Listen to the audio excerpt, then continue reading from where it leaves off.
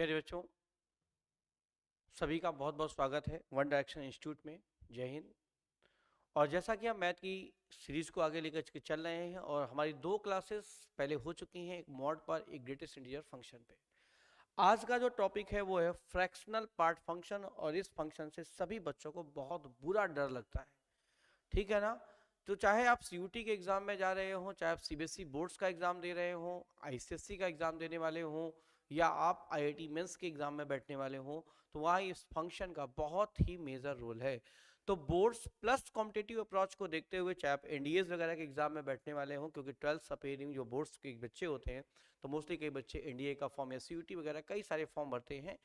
तो आपको किसी भी क्वेश्चन में प्रॉब्लम ना हो, आपको किसी भी फंक्शन में प्रॉब्लम ना हो, इस बात को मैं ध्यान में रखते हुए मैं हर उन फंक्शन को पहले डिस्कस कर रहा हूं जिन फंक्शन से बच्चों को प्रॉब्लम होती है या वो फंक्शन देख के वो डर जाते हैं।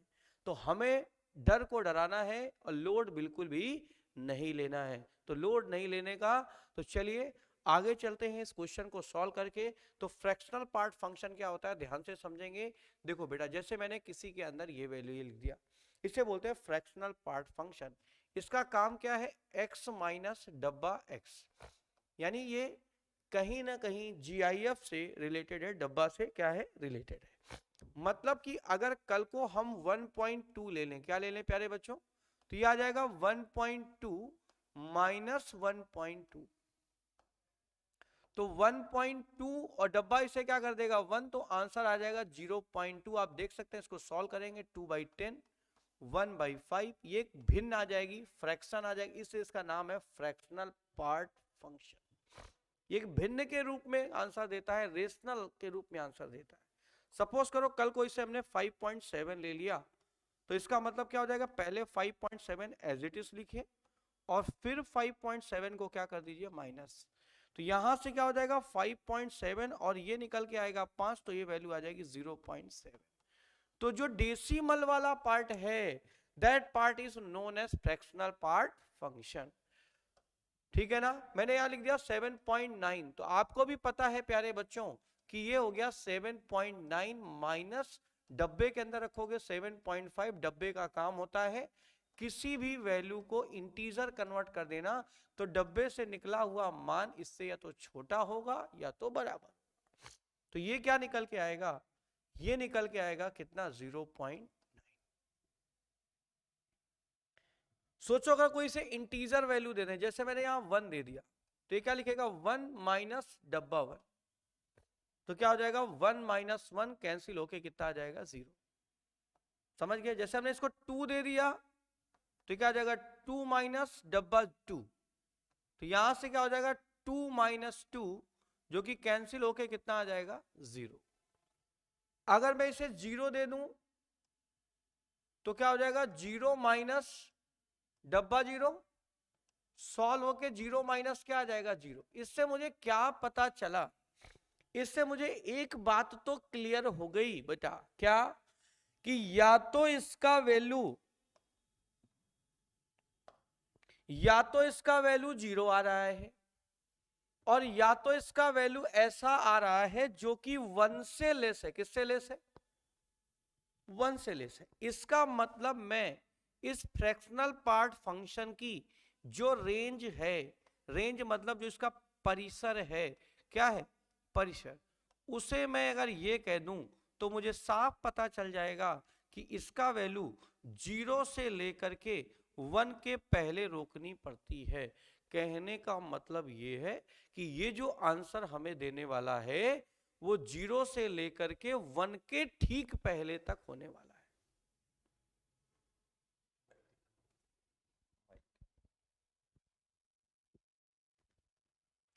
ठीक है, 0 से 1 तक होने वाला, ये बहुत मोस्ट इंपॉर्टेंट बात मैंने बताई है, वेरी वेरी मोस्ट। जो सांसें जितनी इंपॉर्टेंट है उतना ये इंपॉर्टेंट है, that is very very most important. यानी जो ये फंक्शन है, इस फंक्शन का जो रेंज आएगा वो 0 से लेकर के 1 के ठीक पहले तक रुक जाएगा। तो मैं ये समझ सकता हूं कि ये फ्रैक्शन फंक्शन जो है वो समझ आ गया होगा, ये फलन आपको समझ आ गया होगा। ठीक है, आप इसका स्क्रीनशॉट ले लीजिए ताकि आपको रिमाइंड के लिए बाद में बना रहे कि भाई क्या हमने बात पढ़ी थी, सर ने क्या फंक्शन मुझे पढ़ाया था।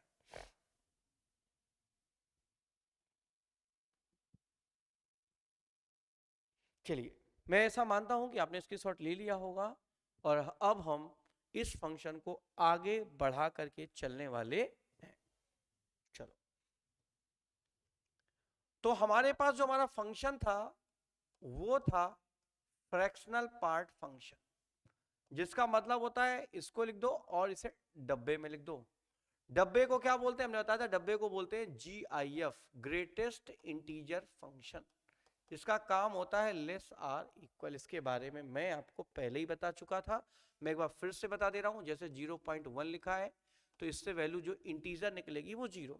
0.99 लिखा है, इससे जो बाहर वैल्यू निकलेगी वो 0।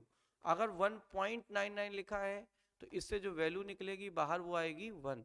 समझ गए? कल को अगर -1.22 लिखा है तो इससे जो वैल्यू आएगी छोटी वो आएगी -2। ठीक है ना? डब्बा फंक्शन में अगर कोई हमारे पास वैल्यू x है और हमारे पास वैल्यू -x है और जो हमारा x है वो बिलोंग करता है इंटीजर को। किसको बिलोंग करता है? इंटीजर को। मतलब जैसे कि अगर मैं यहाँ पे कोई वैल्यू 2 रख दूं और यहीं पर ये वैल्यू -2 दे दूं, तो डब्बा फंक्शन का काम है कि अगर वैल्यू इंटीजर है तो इंटीजर ही रहेगी, तो ये 2 ही रहेगा और ये -2 रहेगा, ये कैंसिल होके कितना आ जाएगा? 0 आ जाएगा। इसका मतलब इसकी वैल्यू कितनी आ जाएगी? 0। ठीक है? अच्छा, अगर हमारा डब्बा x है और हमारा डब्बा -x है और ये जो वैल्यू है वो x doesn't belong to integer है, मतलब हम ऐसी वैल्यू ले रहे हैं जो पूर्णांक नहीं है। क्या नहीं है? पूर्णांक। तो देखो, जैसे मैंने यहां लिख दिया 2.5 और ये लिख दिया -2.5। अब क्या होगा? अब आपको दिख रहा होगा तो ये आएगा 2 और ये आएगा -3, तो इसकी वैल्यू कितनी आ जाएगी? तो जब ये वैल्यू नॉन इंटीजर होगी तो इसका आंसर आएगा -1। तो कहने का मतलब ये है कि x -x, अगर x belong to integer then answer is 0। x डब्बा -x, x doesn't belong to integer then answer is -1।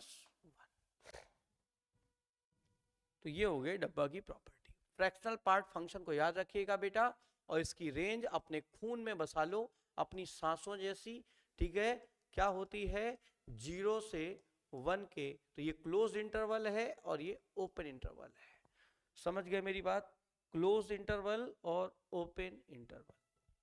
Clear है ये फंक्शन? चलिए आगे बढ़ते हैं, इसका ग्राफ बनाते हैं। क्या बनाते हैं? ग्राफ।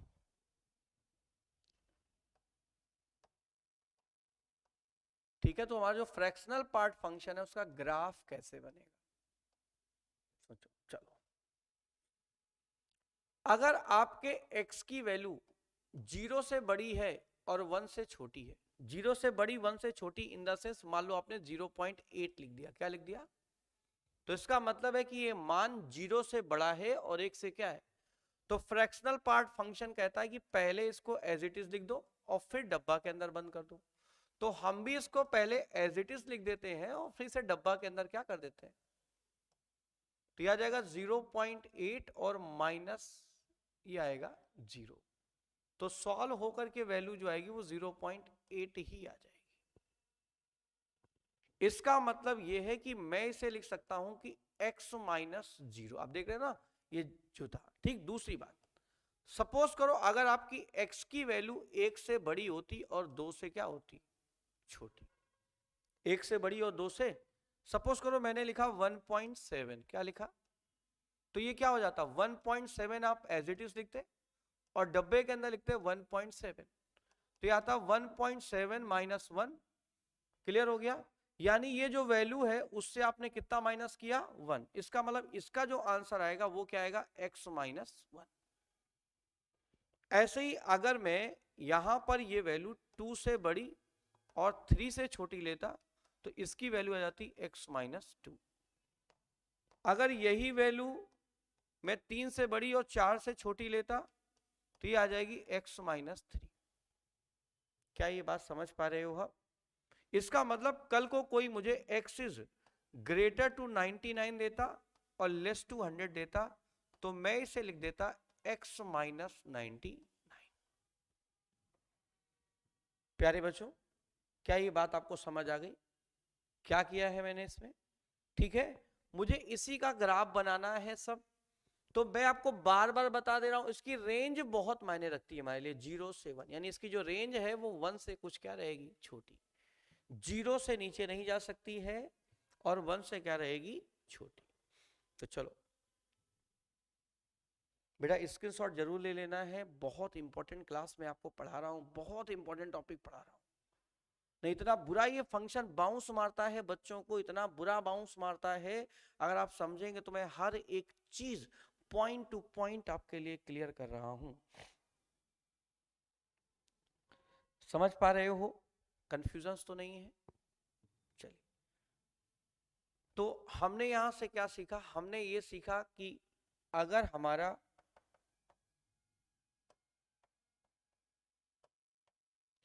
जो x है वो greater to x less to 1 है,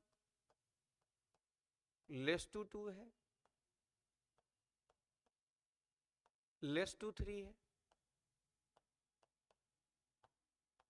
तो ये कितना हो जाएगा हमारा? ये आ जाएगा x माइनस 0। ये क्या हो जाएगा? x minus 1। ये क्या हो जाएगा? x minus 2। और ये क्या हो जाएगा? x minus 3। ऐसे ही हम ढेर सारे इन्हें क्या कर सकते हैं, बना सकते हैं। समझ गए कि नहीं समझ गए? मतलब अगर हमारा n और n प्लस 1 है तो हमारा जो आंसर आएगा वो x माइनस कितना आएगा, n आएगा। चलिए हम अपने ग्राफ को बनाने की कोशिश करते हैं। ठीक है, हमें पता है कि हमारी जो रेंज है वो 0 से 1 के बीच में है, तो हम यहां y बराबर 1 पे डॉटेड लाइन ड्रॉ कर देते हैं। कैसे ड्रॉ कर देते हैं? इसका मतलब ये है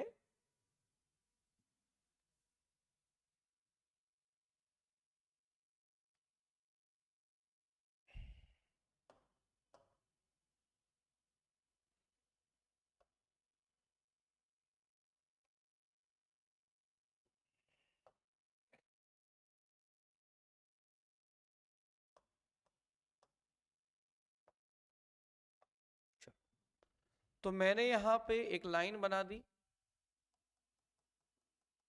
dotted. Dotted line in the sense है कि ये वहां पे नहीं है, थोड़ा सा ऊपर नीचे। तो ये है हमारा यहां पर y बराबर 1, तो ये 0 कॉमा हो गया 1। ठीक, यानी x 0 है और y। थोड़ी देर के लिए अगर आप अपने फंक्शन को fx बराबर ग्रेटेस्ट इंटीजर x को लेके जाएंगे, तो मैं इसे y बराबर x की फॉर्म में लिख लूं तो आपको दिख रहा होगा कि y बराबर mx की फॉर्म में जा रही है। ठीक, तो यहां से क्या होगा? ये 0 होगा, यहाँ 1 होगा, यहाँ 2 होगा, यहाँ 3 होगा, यहाँ 4 होगा, यहाँ 5 होगा। तो देखो, तो ये जाएगी 0 से शुरू होगी, लेकिन 1 के ठीक पहले यहां रोकना पड़ेगा क्योंकि 1 पहुंच नहीं सकती। फिर से यहां से जाएगी, फिर यहां से जाएगी, फिर आगे जाएगी, फिर आगे जाएगी। ये प्रोसेस कंटिन्यू चलता ही रहेगा। समझ गए? अब देखो, इधर से अगर आप परपेंडिकुलर ड्रॉ लोगे तो ये लंब हो जाएगा, क्योंकि ये y बराबर mx की फॉर्म में जाएगी तो m का मान आ जाएगा 1 और ये 45 हो जाएगा। अगर ये 45 डिग्री हो जाएगा तो ये भी 45 हो जाएगा। और आपको पता है 0 से 1 का गैप है 1, तो ये भी कितना आएगा 1।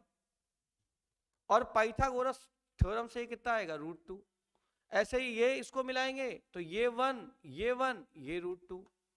फिर इसको मिलाएंगे तो ये 1, ये 1, ये 1 √2। समझ गए? तो इसमें जो ट्रायंगल बनेगा उस ट्रायंगल का जो एरिया आएगा, क्या आएगा बेटा? क्षेत्रफल 1/2। आधार कितना है 1 और ऊंचाई कितनी है 1, तो 1 इंटू 1, तो एरिया आ जाएगा 1/2। समझ गए कि नहीं समझ गए? तो फ्रैक्शनल पार्ट फंक्शन के हर एक ट्रायंगल का जो एरिया आएगा वो आएगा 1/2। कितना आएगा? तो अगर मेरे को दो ट्रायंगल लेने होते, एक ट्रायंगल ये और एक ट्रायंगल ये, तो इसका एरिया क्या आता है? 2 इंटू 1/2। अगर मान लो हमको ये ट्रायंगल लेना होता और ये भी ट्रायंगल लेना होता और ये भी ट्रायंगल लेना होता, तो कितने ट्रायंगल है? 3, और एक ट्रायंगल का एरिया कितना होता है? 1/2, तो आंसर आता है 3/2। अगर मेरे को मान लो ये ट्रायंगल लेना है, ये ट्रायंगल लेना है, ये ट्रायंगल लेना है और ये वाला ट्रायंगल भी लेना है, तो ट्रायंगल कितने हो गए? 4। हर एक ट्रायंगल का एरिया कितना हो गया? 1/2, तो 4 × 1/2 सॉल्व होके कितना आ जाएगा? 2। क्या मेरी बात समझ पा रहे हो? कंफ्यूज तो नहीं हो? यस और नो? तो ये जो ट्रायंगल बनते हैं प्यारे बच्चों, इस हर ट्रायंगल का जो एरिया आता है वो आता है 1/2। और हमने यहाँ सर्कल इससे लगाया क्योंकि 1 पे नहीं टच कर सकते हैं। जिसको हम टायर पहनाते हैं उसका मतलब उसे लीव करना है, और जिसको हम डार करते हैं उसको मतलब उसको एक्सेप्ट करना है। क्या मेरी बात समझ गए? तो आप इसका ग्राफ जरूर बना लें, ग्राफ जरूर बनाएं ताकि आपको सारी बातें विधिवत समझ आए, चीजें बहुत बेहतर समझ आए। इसे बाकायदे सारा ग्राफ बना करके सारे कॉन्सेप्ट्स को क्लियर करके मैं आपको बता रहा हूं। बहुत मजा आने वाला है। ठीक है प्यारे बच्चों? तो इसमें प्रत्येक त्रिभुज का क्षेत्रफल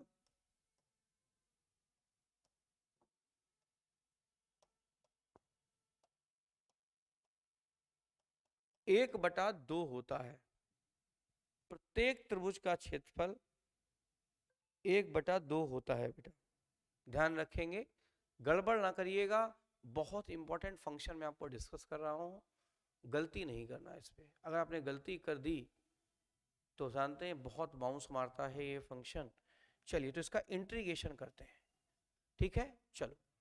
तो पहले हम इसका इंटीग्रेशन करेंगे जनरल तरीके से, फिर आपको ग्राफ से भी इसका इंटीग्रेशन बताएंगे। ग्राफ अगर आपको आ गया तो तुरंत आंसर आ जाएगा आपका। चलो, मैंने इसे ले लिया 0 से 5, ग्रेटेस्ट इंटीजर फंक्शन, ये हो गया dx। तो आपको 0 से 5 का मतलब ये है कि पहले भैया 0 से 1 जाओ, फिर 1 से 2 जाओ, फिर 2 से 3 जाओ, और फिर 3 से 4 जाओ, और भाई फिर जाओ 4 से 5। अरे हाँ या ना? चलो, इसका मतलब यह है कि यहां जो x है वो 0 से लेकर के 1 के पहले तक आना चाह रहा है। तो प्यारे बच्चों इसका मतलब हो गया x - 0। तो ये हो गया x - 0 dx। अच्छा, तो फिर ये क्या हो जाएगा? ये हो जाएगा x - 1 dx। फिर ये क्या हो जाएगा? फिर ये हो जाएगा x - 2 dx। फिर ये क्या हो जाएगा? x - 3 dx। और फिर ये क्या हो जाएगा? x - 4 dx। क्लियर है? चलो, अब जैसे हम जनरल इंटीग्रेशन करके आए हैं वैसे कर देंगे। तो ये तो हो गया x, और x का इंटीग्रेशन होता है x²/2, 0 से 1। इस पे आ जाओ, इसका एरिया कितना आएगा?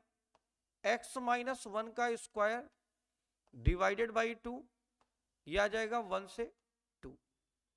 इसका कितना आ जाएगा? x - 2 का होल स्क्वायर डिवाइडेड बाई 2, 2 से कितना हो गया? 3। ठीक है, ये क्या हो जाएगा? x - 3 का होल स्क्वायर डिवाइडेड बाई 2, ये हो गया 3 से 4। ठीक है ना? और ये क्या हो गया? x - 4 का होल स्क्वायर डिवाइडेड बाई 2, 4 से कितना हो गया? 5। चलो बेटा, आप देख पा रहे हो सबसे 1/2 कॉमन है, सबसे डिनोमिनेटर क्या दे रहा है? 1/2। तो प्यारे बच्चों 1/2 कॉमन ले लो। अब क्या हो जाएगा? इधर upper limit minus lower limit, 1 का 1 और 0 का 0। चलो, upper limit minus lower limit, 2 में 1 जाएगा 1 और ये हो जाएगा 0। फिर से आ जाओ, upper limit minus lower limit, तो ये 1 - 0। समझ गए? इस पे रखेंगे upper limit minus lower limit, तो देन 1 - 0। फिर रखेंगे तो 1 - 0। ये बात समझ आ गई आपको? चलो, तो ये आएगा 1, ये आएगा 1, ये आएगा 1, ये आएगा 1, ये आएगा 1। तो टोटल कितने हो गए? 5। तो कितना हो गया? 1/2 × 5। तो आंसर हो गया 5/2। यस और क्लियर हो गया? कंफ्यूजन तो नहीं है? ठीक है, इसका आप स्क्रीनशॉट ले लीजिए। बहुत खूबसूरत, बहुत प्यारा सवाल था ये, सबको समझ आए इसलिए ये कर दिया हुआ है। बुद्धि से गरीब बच्चे तक को भी समझाना है तो उनके लिए भी मेरे पास कुछ ना कुछ है। तो स्क्रीनशॉट आप ले चुके होंगे, तो यहां ध्यान से समझो। मुझे पता है कि यहाँ जितने भी ट्रायंगल बनेंगे तो हर ट्रायंगल का एरिया कितना होता है 1/2, और ये कितने बनेंगे 5, तो आंसर हो गया 5/2। सोचो अगर कल को कोई मुझे देता 0 से 100 ग्रेटेस्ट इंटीजर x, तो सोचो इतना लंबा कौन करता भैया इसे बना करके 99 तक। तो हमने क्या सीखा, हमने भैया ये सीखा कि हर एक ट्रायंगल का एरिया होता है 2, और इनको चाहिए कितने ट्रायंगल 100, तो 100 का कितना आएगा 50। क्या मेरी बात आप सभी प्यारे बच्चों को समझ आ रही है? कैसे क्या करना है, डायरेक्ट कैसे करना है, हम डायरेक्ट ही इसे लगाने वाले हैं। ठीक, तो शायद आप इसे स्क्रीनशॉट ले चुके होंगे। चलिए अब ढेर सारे क्वेश्चन हम कर लेते हैं इसमें, ताकि आपको सारी बात समझ आ जाए। जैसे मैंने 0 से 7 इसको लिया, 0 से 9 लिया, 0 से 11 इसको लिया, तो मुझे पता है हर एक ट्रायंगल का जो एरिया होता है वो 1/2 होता है। कितना होता है प्यारे बच्चों? और ये कितने हैं 7, तो ये आ जाएगा 7/2। ये कितना आएगा 1/2, ये कितना है 9, तो आ जाएगा 9/2।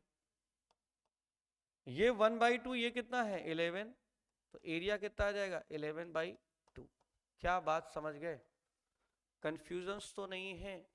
इसका मतलब ये है कि अगर कल को कोई 0 से n और फ्रैक्शनल पार्ट फंक्शन देगा where n belongs to integer, किसको बिलोंग करता है, तो इसका एरिया हम सीधे सीधे बता सकते हैं कि ये आएगा n/2।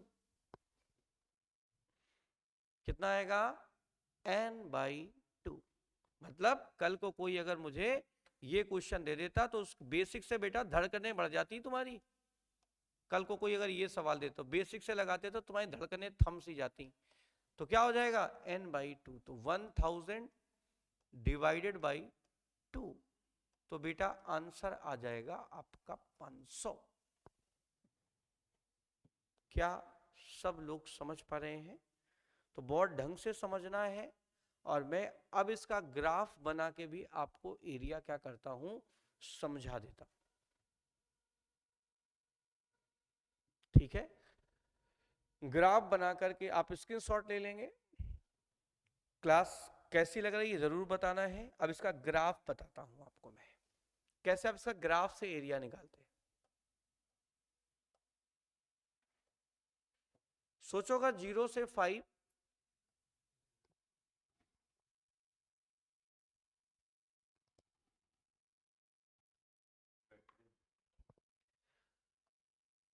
और fractional part function into dx। चलो खेलते हैं इसके साथ। एक लाइन ऐसे और एक लाइन ऐसे, बाकी खेल सब अपना है। हमें पता है कि इसकी मैक्सिमम कंडीशन कहां तक जाएगी 1 तक। ठीक, 1 से ऊपर ये नहीं जा सकता। ये है y बराबर 1, जो कि हमें लेना नहीं है, 1 से थोड़ा सा छोटा। हमें 5 तक जाना है, तो पहले हमें 0 मिलेगा, फिर यहाँ 1 मिलेगा, 2 मिलेगा, 3 मिलेगा, 4 मिलेगा, देन 5 मिलेगा। चलो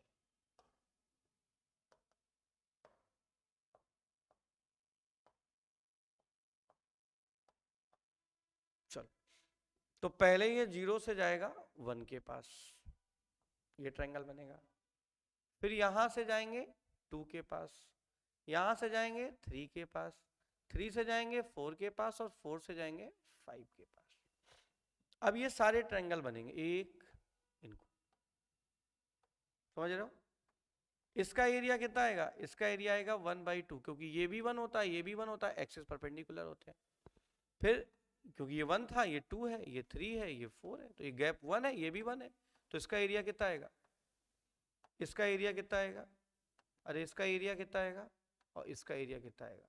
तो हाफ आप जोड़ेंगे कितने बार? 5 बार। तो इसका एरिया आ जाएगा 5/2। कितना आ जाएगा? 5/2।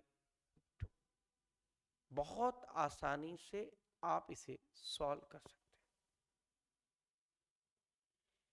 क्लियर है? और आपको पता है कि हर ट्रायंगल का एरिया होता है 1/2 और ये ट्रायंगल कितने बनेंगे? 5। तो आंसर हो गया 5/2। तो आप इसका एरिया ग्राफ के थ्रू भी क्या कर सकते हो? फाइंड कर सकते हो।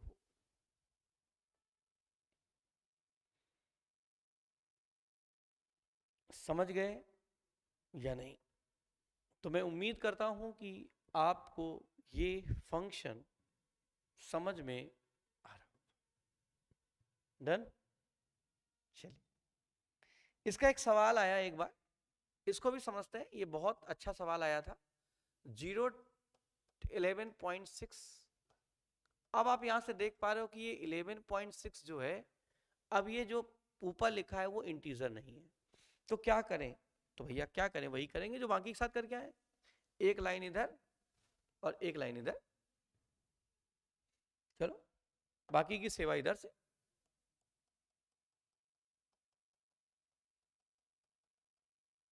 ये 0, ये 1, ये 2, ये 3, ये 4, ये 5, ये 6, ये 7, ये 8,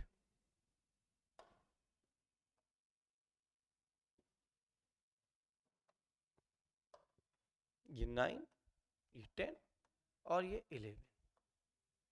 चलो, अब क्या होगा? बहुत ध्यान से समझना, बहुत ही खूबसूरत सा सवाल है ये।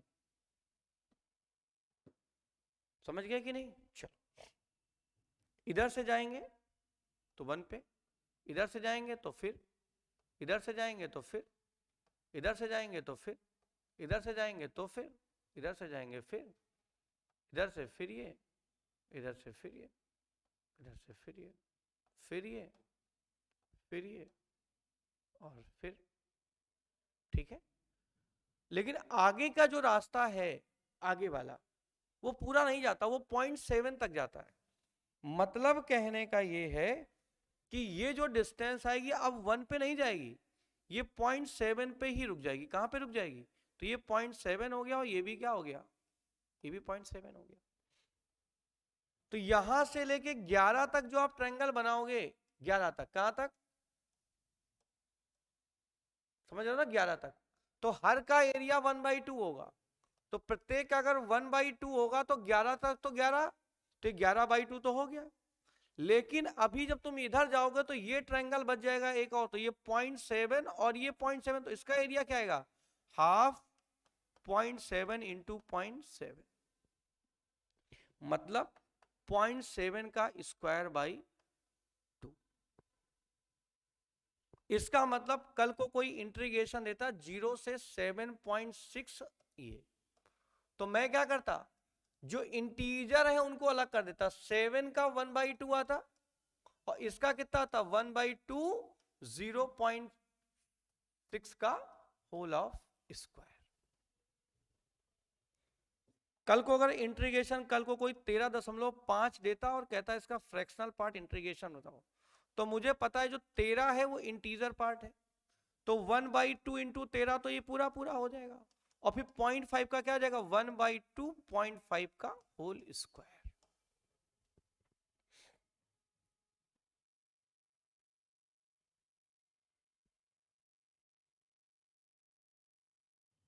ये सुनो,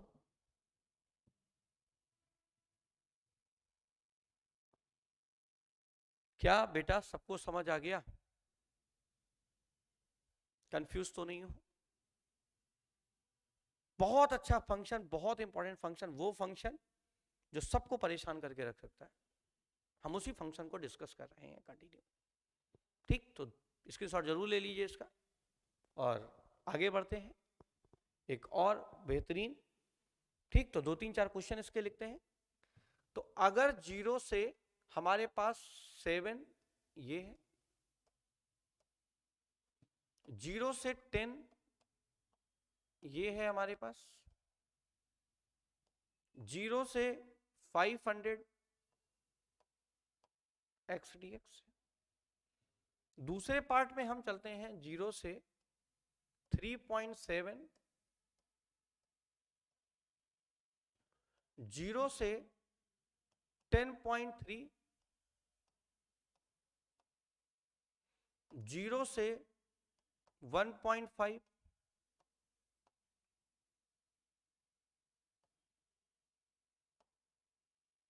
1 क्या है मुझे पता है हर ट्रायंगल का एरिया कितना आएगा 1/2, तो ये 7 का कितना आएगा, तो हमारा आंसर हो गया 7/2। हर ट्रायंगल का एरिया कितना आएगा 1/2, और ये 10 कितना हो गया 5। बच्चों हर ट्रायंगल का एरिया कितना आएगा 1/2, ये कितने हैं 500, कितना हो गया 250। हाँ जी समझ रहे हैं ना, मन से पढ़िएगा, ठीक है। हर वो फंक्शन जिससे आपको डर लगता है हम उस डर को ही खत्म कर देंगे, ठीक है। इसमें क्या होगा, तो देखो इंटीग्रल पार्ट कितना है 3, तो 1/2 इंटू कितना हो गया 3 प्लस 1/2, और ये क्या हो गया 0.7 का होल स्क्वायर। इधर आ जाओ, ये कितना हो गया 1/2, इंटीजर पार्ट कितना है 10, 1/2 0.3 का होल स्क्वायर, ये 1/2 ये कितना हो गया 9, और ये हो गया 1/2 0.5 का होल स्क्वायर।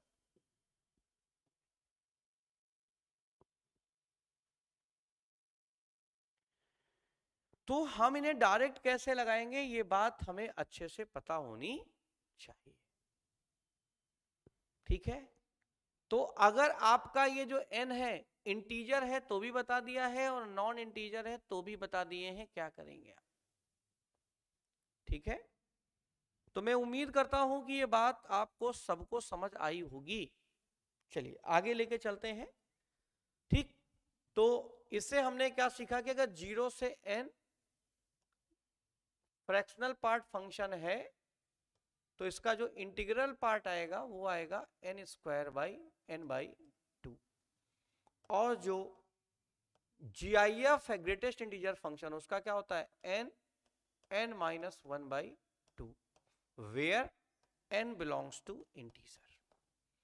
तो जब एक बार ये क्वेश्चन आपके पेपर में आ चुका है 0 से n x अपॉन 0 से n fractional part function into dx। तो जरा बेटा बताओ, देखो इसका फॉर्मूला हमको पहले से ही पता है, क्या होता है n-1/2, और इसका हमें पहले से ही पता है क्या होता है n/2। तो भैया 2 से 2 गया और n से n गया, तो आंसर आ जाएगा n-1, ठीक है n-1।